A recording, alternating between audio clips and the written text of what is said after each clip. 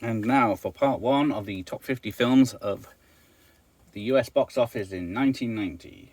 So, from 50 to 26 is number 50 is Navy SEALs, Charlie Sheen, Michael Biehn in a B-movie actioner, which many Naval SEALs now poke fun of on YouTube.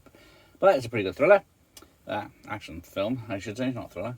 49, Fantasia, reissued in the cinema. And didn't do too badly, but it's not the first Disney reissue we're going to see, because that's with you pretty much before you could even get them on VHS back then. You have to see them in the cinema on a limited run.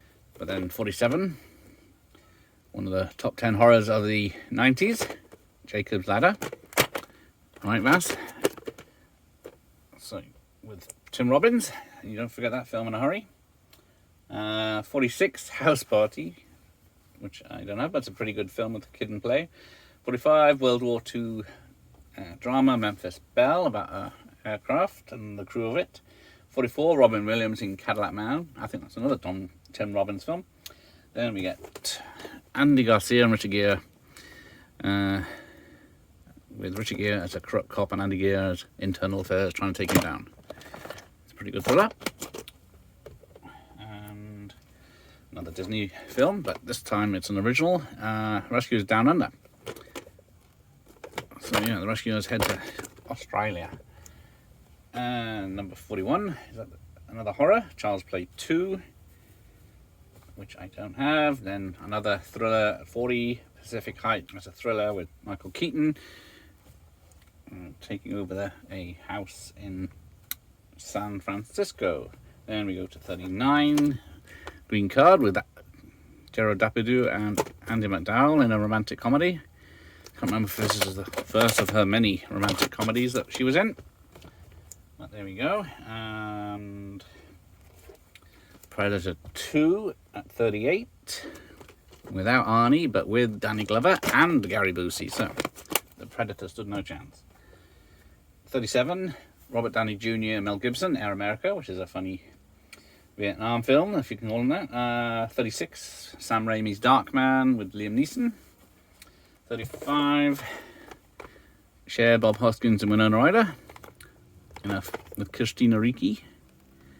And yeah, just about Cher as a single mum in the 60s, is it? It's got a great soundtrack.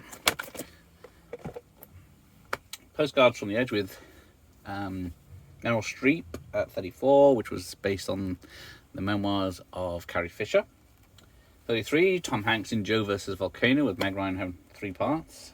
Sort of a romantic comedy of sorts. And at 32, Rocky 5. Was that the last Rocky of the 9? Yeah, so it's pretty much every decade he's been, hasn't he? My math's wrong. But there you go. And 31, Gremlins, the new batch. A much wackier version of the Gremlins. Came out then. Then number 30, Young Guns 2, the cast that survived returned in the Western, which is got a lot of positive reviews on the back. Number 2, Jungle Book came back to the cinemas for a limited run at 29. And what do we get? 28, Robocop 2. Not the hit they were expecting, but still a good film. Now this is where it gets weird. You got 27, Marked for Death, Steven Seagal, which is a cracking film, but taking on the Ardis like in Predator 2. But then it wasn't as good as Goodfellas, which is